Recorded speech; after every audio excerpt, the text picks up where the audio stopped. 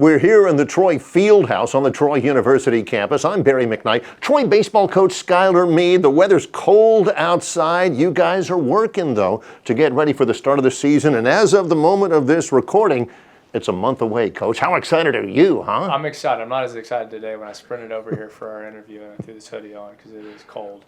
But it's going to be 70 and sunny at first pitch of February 16th. I feel strong in that. So we're juiced up. It has felt like baseball since we got back, getting into practices. We've gotten 5 workouts already. We got another 5 coming the next upcoming 5 days. So been exciting. The guys came back prepared as we knew that they would, and they're chomping at the bit. One of the big subjects we've got to tackle, actually, I'm going to try to divide into 2 different subjects. Everybody's juiced about RiddlePace Field. Everybody has seen how it's progressed, the construction has progressed. Let's take the subject, first of all, from the fans' perspective. What will they notice, what will they appreciate about the new RiddlePace Field? Well, it won't take much to notice that scoreboard. Everyone should be proud of that thing. It's going to be the largest in the Sun Belt, one of the largest in college baseball. Just as I came over here, actually, they finished another rung, so it's over 60% done now. In terms of what you will see with the LED, portion on there. So just going to be very impressive. Going to be great for the fans. The amount of information that's going to be up there. It's going to look so clean. You see, obviously the seats that were in there last year with now everything up top with the RBI Club over there on the first base side, the suites up top, our offices on the on the other side, the entryway to the rotunda that's being completed that I think is going to be just one of those centerpieces of not just athletics, but I think of campus that hopefully people can come in and just see. It's just beautiful. It coincides with the rest of this beautiful campus. So from a fan's perspective, I think they'll see that. From a player perspective, where our offices were on the second floor above the dugout has now become a meeting room, which has been tremendous for us. Just going over different things with our players. There's a little lounge area that we'll finish up down the road. We've kind of prioritized what's important. Them having a lounge area right now is not of the utmost importance in terms of us winning baseball games, but the meeting room was, and we got that done. So it's just exciting times as the branding piece and all the little last, little buttons on it get finished up. We're just so happy with, everyone's had a piece in this, from the top with Dr. Hawkins, Mrs. Hawkins, and their input, obviously what Brent, Kyle, their entire team does. Our little small input as coaches, given just a little thing here and there. But it's a university-wide thing and something everyone should be proud of. Talk a little bit more about the RBI Club. It's something that you wanted. It was something that it looks like it really kind of integrates fully into everything. It's not garish or standout, but it's integrated into the whole thing, and it just looks like a perfect fan experience. Absolutely. It certainly is that, during a game day. I think it gives a lot of, if people have ever gone to the stadium club during a football game, I think it gives that pulse with just what baseball provides, a little closer access. You're still closer to the field. You have an amazing vantage point of everything going on, but you're not too far away where you feel removed. But, you got all the beautiful setup, the food and the drinks that'll be in there for fans during the course of a game day. But, it also serves as a multi-purpose, right? When we have events in here, we hosted a bunch of recruits the other weekend. We had their families in there. When we do the women's clinic, I know we'll touch on that, but like at the women's clinic, that's where we'll get to start. We'll get to house everything in there. When we do, team meals, we can go up there and utilize the area because it has room for up to, I think, 180 people. So It's just a large room, a really cool setup, and just an amazing vantage point of RiddlePace Field, looking onto Wallace, looking, into Double's Alley, seeing part of the football field. It's a unique perspective that I don't think a lot of people have the ability to have in college baseball. And there's still tickets available. Well, passes, you can reserve spots, your season spot, at the RBI Club at RiddlePace Field at TroyTrojans.com. You've embraced so many things about baseball at Troy University and built on so many. The RBI Club, you've certainly embraced that. I want to ask you about the expectations for this team. You won 40 games last year, your club did. You made it to the NCAA tournament. You had the Player of the Year in the Sun Belt Conference. If you look from a national perspective, Skylar, there are some high expectations for your Troy baseball team in 2024, and you have embraced those. Well, you know me. We've known each other for a couple of years. I think that a lot of people coach speak when they talk and whatnot. We just, not just myself, I know I'm obviously the face of it as the head coach, but we really believe the things we say, and I don't believe we've spoken any mistruths thus far in terms of what we expect from this program and how we're going to go about doing it. I know that may be different than some others, and that's okay. We're going to stay true to who we are and how we attack things, and I think you see that what most importantly happens for us is it spills into our players' beliefs. In baseball, maybe as much as any other sport, you have to believe because there's a lot of failure that goes within it, and so we have worked incredibly hard. I mentioned it, I think, when we were doing, radio the other night. Look, myself and our assistants, we've worked incredibly hard to get great players here. It's being recognized on a national level. Just because you have recruiting classes that are ranked, because you have players win thing, that doesn't equate to a singular win this year. However, I do think that respect shows what we are trying to do. The reality is, and I know people can be excited about last year and the 40 wins and being on nearly the precipice of putting yourself in a spot of maybe being a super and all that. The reality is we've turned that page. We're taking the information that was at hand that allowed us to get to there, but everything we're doing is moving forward. And only one team in the country last year should leave the year happy. We left the year unhappy. There's only one team, LSU. That is what we're striving to do. They were the ones that get to check off the box. We did it all. We did not do that. So that means we're going to stay hungry. Just because people pat you on the butt a little bit more, they're going to give you these accolades that are irrelevant. The only accolades that matter is at the end of the year, and that's what we're trying to do. Let's start personnel-wise with the known commodities, the guys on this team that you know what they're about, you know what they've produced, and you know what they stand for. Well, I think first and foremost, as he very well should be, Shane Lewis, to get a guy that's an All-American, newcomer of the year, player of the year, 27 home runs, a school record, to make the decision to come back to school is pretty incredible, and he should be enjoying his BMOC status here at Troy. I think he should embrace that. You have our identity last year, and Cole Myers, back for another year, was just such an amazing player. People remember, I hope they remember the home runs in the regional versus BC, Bama. He's a big-time player, You look at, Trey Cobb, who the second half of the year hit 440, hit, most of his home runs during that time, is a high-level player. Kyle Mock, who's now a senior, who's just been a steady Eddie ball player. Brooks Bryan, who had some big moments, So just to name a few offensively, Ethan Cavanaugh, who is just as professional a hitter as there is in college baseball. You're looking at a guy with a sub 5% whiff rate, ranks you in the top 10 in the United States. So just an outstanding group of players.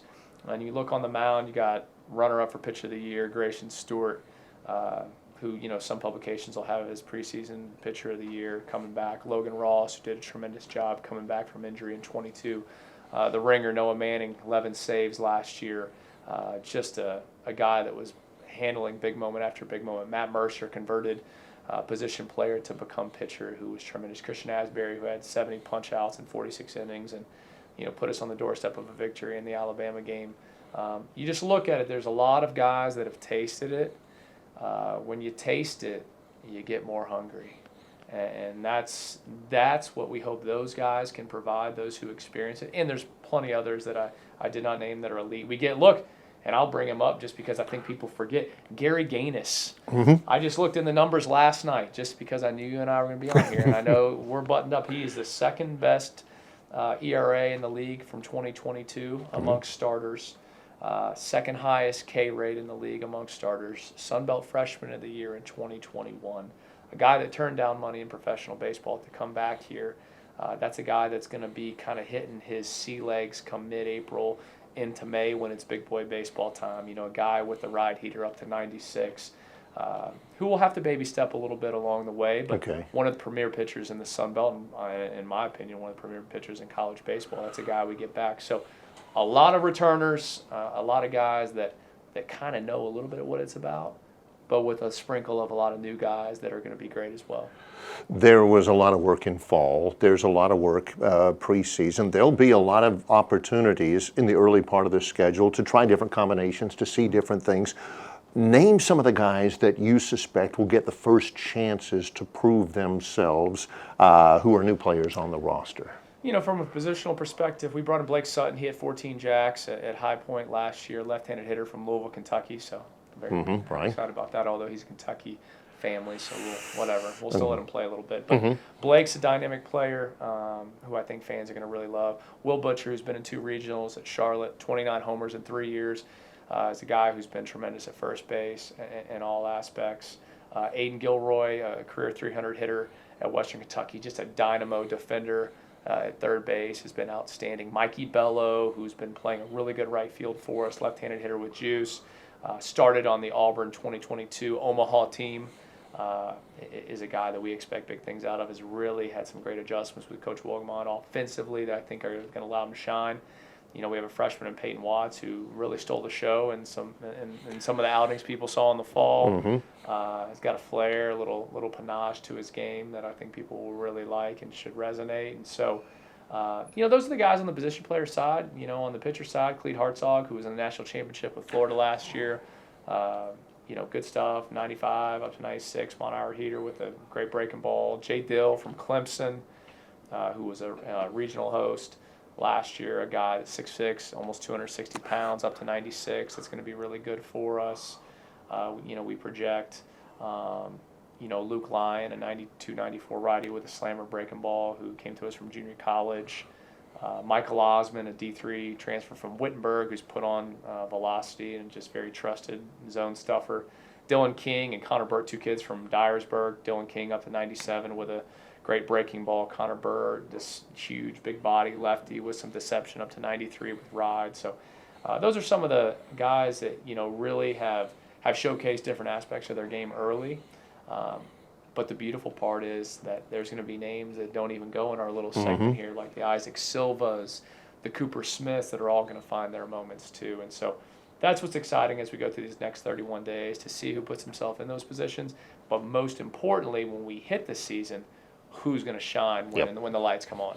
Another thing that I want to touch upon about things that you have embraced so far, all of these names, particularly the new names, that you're bringing forward, they come to Troy. It's not necessarily just because of the great fan base or because of the really dynamite facility or because of the tradition or anything. They come to be developed.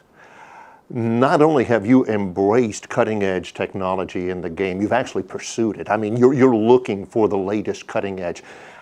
How is Troy suited in that regard, and the technology to allow the players to develop?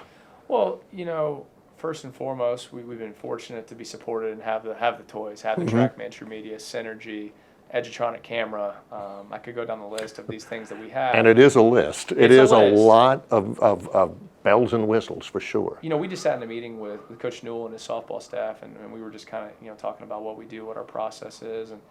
And you know, while it does seem like a lot and it can seem as overkill, there's actually a lot of beauty in the simplicity. Sometimes it gives you confirmation, right? Rather than opinion bias, now you have confirmation of many things that we already knew or we had seen. And so we use that. It has helped us with guys. You look at the Benny Thompsons and Zach Fruits that made business decisions to come here to get in professional baseball, and both are doing a tremendous job. I mean, from an analytic perspective, Benny Thompson had 2 of the top 10 pitches in college baseball last year.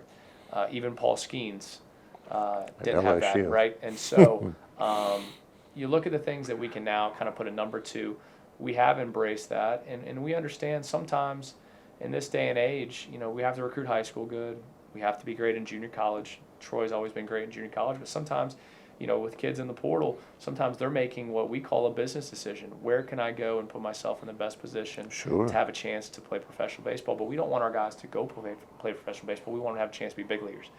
And we hope that, you know, what we can provide to them in their time here, whether it's 1 year, 2 years, 3 years, 4 years, we can help them, you know, when they get their foot in the door, they're ready to go by what we have taught them. Circling back to what you had mentioned before, your wife Jessie has been really active. Hard for me to believe that coming up on February 2nd, it is the 3rd annual women's clinic that's going to be originating up there at the RBI Club. All of that different thing, all of the different aspects of Troy baseball will kind of be spotlighted behind the scenes. I know the players are going to be involved as well. That's always been really well received. I can't wait for this year for that. Oh yeah, I think there's a lot of energy behind it. Jess gets really involved. I mean, if you've met her once, she's very easy to communicate with. And you know, as a former athlete, you know, she played college basketball at Radford. And, you know, she sees things from, I think, what a lot different lens than just your typical fan would, you know, as a coach's wife and one who has that sports eye. You know, the women's clinic, what I think it does a great job of, it gives a whole different look for our females, which to me, not just at Troy, but everywhere, they're the lifeblood of college baseball programs, you know. And so we want to give, not only show our appreciation, first and foremost, you know, to the girlfriends, the wives, the fans, grandmothers, whatever it may be, but we want them to, you know, leave there with some things and go, oh, when I watch this in the next game, now I understand it, right? Coach Lamonis at Mississippi State, who coached me at Louisville, you know, they run some huge women's clinics there in Starkville, and he had said something that always resonated to me. He said, when he talked to, you know, the ladies at their biggest event last year, he had said, you know, a lot of them feel like when they get home, they get to one-up their husband by 2 or 3 by knowing some inside info. And I've stole that from him, but the reality is you can, you know, it's one night, but it's one night that can lead to the 4 great months that we have of our baseball season. And so, you know, I hope people are signing up. I hear the numbers are solid to start, but we're making a huge push over these next 2.5, 3 weeks to make that event as big as possible. You know, Troy Regional, what they do in terms of sponsoring it, Rick and Sherry Smith, how great they are to not just us, but all of athletics. It's a heck of an event. You know, you got some drinks, got some food, and you got a lot of baseball, and you got a lot of interaction with the coaches and players. So it's going to be a great evening. I'm excited about it, as I know Jess is too. Information available on that as well at TroyTrojans.com. It is February 2nd. It is only a couple of weeks, as Coach mentioned, so you need to make sure that you get the information. Also at TroyTrojans.com, a chance for you to register, and that's coming up real soon, January 26th. It's the first pitch banquet with softball and baseball involved at Trojan Arena. That has always been a lot of illumination for everybody inside the programs, but also I think one of the things that everybody loves is the fact that student athletes get to sit and eat with the fans who are in attendance as well. I know my family loves that aspect of it every year. Well, there's 2 things that I think steal the show in that. The players being at all the tables, the softball girls, our baseball guys, that is something that is great that we do here at Troy, and I know we do it with some other banquets that I've been to as well. And then you know, and I'm not just saying it because we're on here, you crush it at that thing, you know. And so the way that you get to, you know, hear some interviews from the girls, from our players, you know, myself and Coach Newell get up there and give some I think, real insight to kind of what's going on in our programs. You know, I think the people that, you know, make the investment to come to that event, they deserve that. And, you know, so it's an event, you know, you'll get inside look on some things that are going to be ahead and on the horizon for both of our programs. So, yeah, people make sure you got 10 days left. It's going to be a heck of an event. I know tables are going fast. So hopefully people get there for Trojan Arena at 6 p.m. on that Friday night. Yes, it's the 26th, and you can also make your plans then, if you haven't done so by that point, to get your season tickets. Season starts February 16th, 4-game series against Southern Illinois, Edwardsville. Should be a great season. Coach, we appreciate the preview. Absolutely, thank you. From the Troy Athletics North End Zone Fieldhouse area for Coach Skylar Meade, I'm Barry McKnight.